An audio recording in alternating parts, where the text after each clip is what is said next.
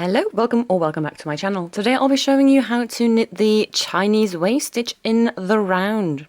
It's a 4-row repeat and you cast on multiple of 2 stitches on your needles. You can knit it in the round. Little caveat, it won't be perfectly seamless.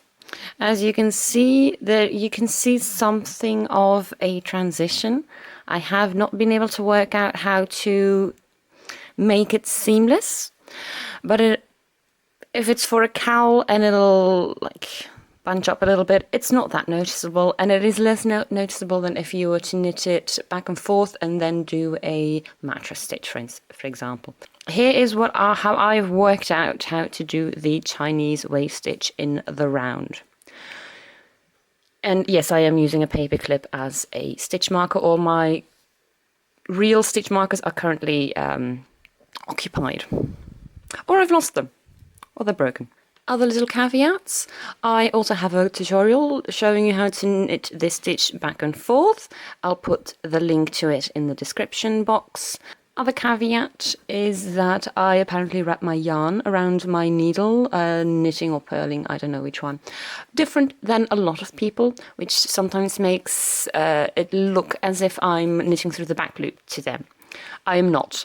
For this stitch, and my bunny's just knocked something over, it's fine. For this stitch, nothing is knitted through the back loop, so if it looks like I'm doing that, I am not. If it looks like I'm purling through the back loop, no, I'm just purling. If it looks like I'm knitting through the back loop, nope, I'm just knitting. Last note, if I sound a little bit different, I believe I am coming down with a cold. The horror. Round 1, very simple. You simply knit all your stitches. That's it. You just knit in the round.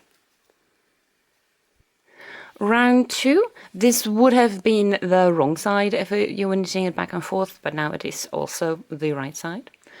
What you are going to do is a repeat of the following. You're going to bring your yarn forward between your needles. You're then going to slip this stitch. You're not going to do anything with it. You're not going to knit it. You're not going to purl it. You're just going to slip it into your right needle. And then you're going to purl second stitch. And you're going to repeat that throughout. So yarn in front. So this entire row, your yarn stays in front, both for the slipping and the purling.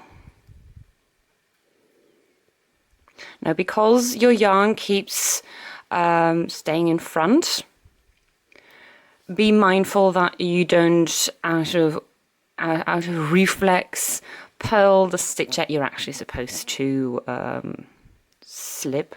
So that's the only difficult part I find.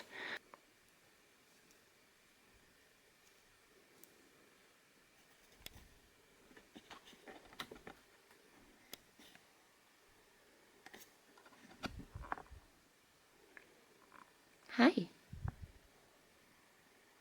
Hello, sir.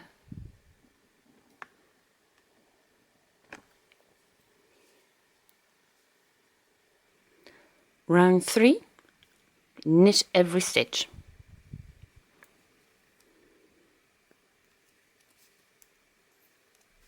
And when you come to where you have a stitch and there's the yarn that you held in front when you slipped it, leave that. Don't do anything with it. You don't pick it up or anything. You just leave it. It's decorative, not functional. Last row, you're going to do the opposite of row 2. So there we slipped one with the yarn in front and then we purled one. Now we're going to first purl the stitch and then we're going to slip the next stitch with our yarn in front. So for this row as well, our yarn stays in front of the work the entire round. So purl and slip. How much tension you need between these, you don't need to like that it's all bunched up. No. Let it breathe a little bit, because like I said, it's decorative. So I just checked because I was talking and I forgot which do I now have to do. Do I have to slip a stitch or do I have to purl a stitch? The way you can tell, as soon as you've done one of the row 2 or row 4, once you've done one of them, you can always just check if you look down. If you just look down and this is a loose bar, then you have to purl it, because it's all the opposite. This is a purl stitch, so you have to slip it. Loose bar, you purl it.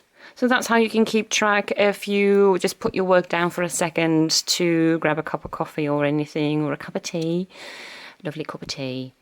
That's how you can keep track of what you now have to do. So that's how I knit the Chinese wave in the round.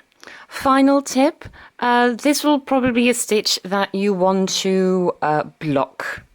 Especially if it's a fabric that you, a material of yarn that you can block, because it does bunch up, but you have to kind of open it up a little bit to see the Chinese wave stitch a little bit more better.